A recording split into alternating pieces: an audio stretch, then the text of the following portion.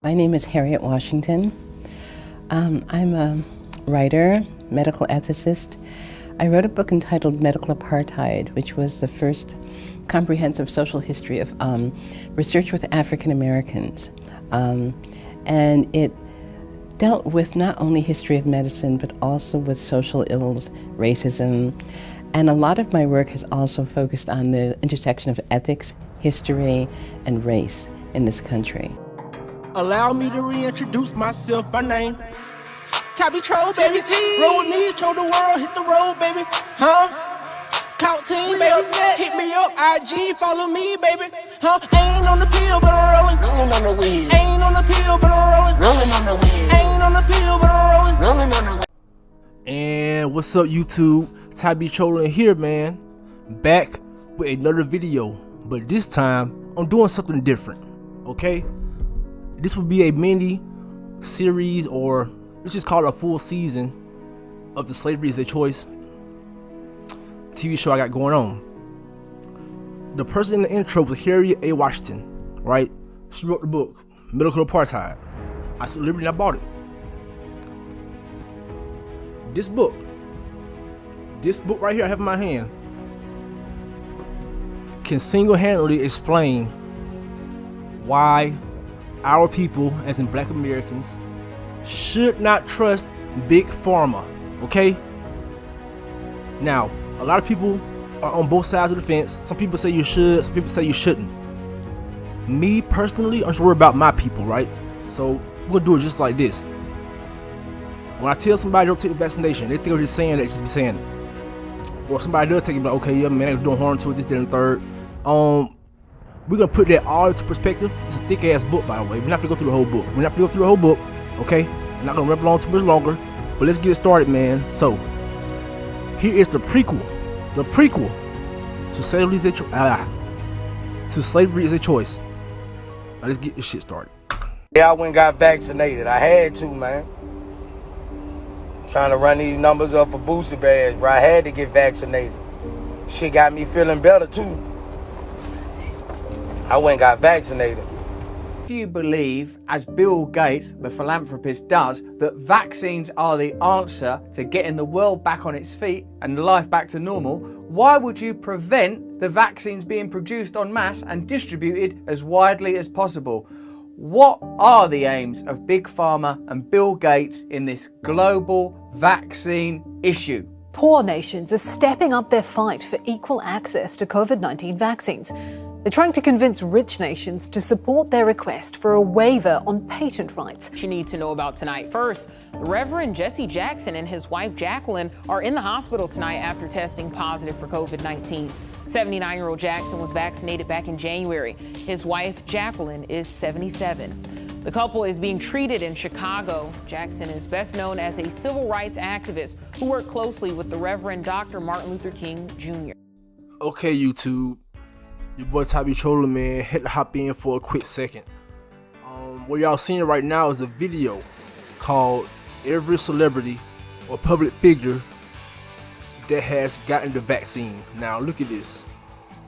This is propaganda at its very best. Keep in mind, this is on ABC. This video has millions of views. And notice that more or less more black people. Look at that.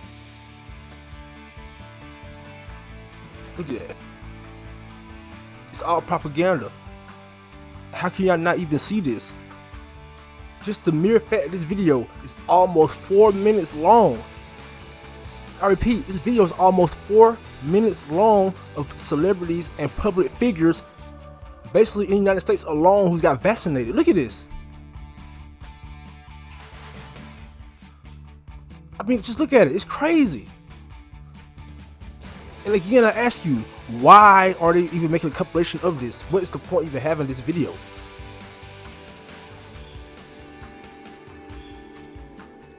It's crazy. Like I said, the video is still going. Look at this, it's ridiculous. It's all propaganda, it's all part of the fear. Look at that. Your vice president. I mean, come on.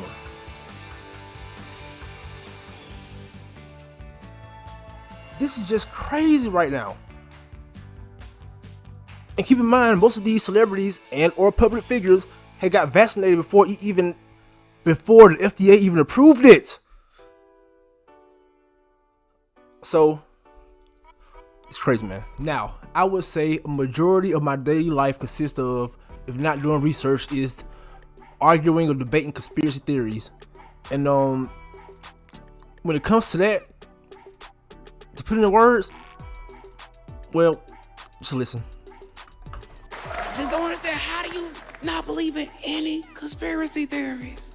I understand not all of them, not most of them, but you don't believe in any conspiracy theory? You just think the government's just batting 1,000 and telling us the whole truth? That's a strong stance to take. Conspiracy. Well, the Latin words, I have just enough high school Latin left to know the Latin words mean to breathe together, which of course implies you need conspirators for a conspiracy theory. Would seem obvious, but it's not obvious at all when you read the description of people as conspiracy theorists when there aren't any real conspiracies involved. Maybe malfeasance, maybe the fear of malfeasance, but not necessarily conspirators. Now, with that being said, here's a graph I pulled up, man. I'm gonna read it real quick. Less than half of black adults are confident COVID-19 vaccine distribution is taking into account the needs of black people, right? So on the left side, we have among the black adults. How confident are you that the distribution of a coronavirus vaccine taking the needs of black people into account? This is what they asked black adults. 36%, 36%, somewhat confident. 31%, not too confident. 21%, not confident at all. Only 10%, 10%, very confident. Now, what does this mean? Without saying too much, it means that for the most part, our people are not confident in getting the vaccine, but it doesn't take into account how many will actually get the vaccine. So with that being said, let's jump to this next part of the video. Humanity. So there's a belief that African Americans did not feel pain at all. In fact, one doctor said, I've cut off the legs of African Americans who held the leg themselves when I cut it. They don't feel anything. And so why would a belief be held that's so clearly contrary to experience and perception? There's also a belief that they did not suffer mental disorders, didn't commit suicide, didn't feel anxiety, didn't feel heart disease, which was closely tied to anxiety, and also that African Americans did not die from malaria or yellow fever. Clearly contradicted in medical records. Public health records were very poorly kept then. But every physician treated and saw slaves die of malaria, and yet they subscribed to this belief. Why? They subscribed to it because it was very useful, because it buttressed enslavement in an important way. If you were someone who had fields that needed to be harvested and worked in the hot sun, hours on end, what better boon than someone who didn't get heat sickness, who was... And let me say, yeah, you heard right. They believe that black people did not feel as much pain. This goes back to the slavery days. And I found a post. I'm going to read it to you. J. Marion Sims was a gynecologist in the 1800s who purchased black women slaves and used them as guinea pigs for his untested surgical experiments. He repeatedly performed genital surgery on black women without anesthesia because, according to him, black women don't feel pain.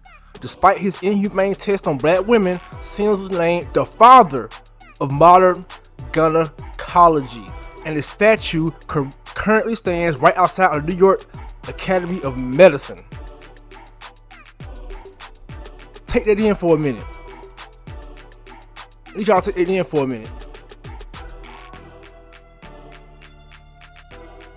Now let's continue. And that will conclude our prequel. And with that being said, I hope this serves as a stark reminder that black people in America should not trust any and I mean any information given to us by Big Pharma, because they've been experimenting on us since the days of slavery. I'm out.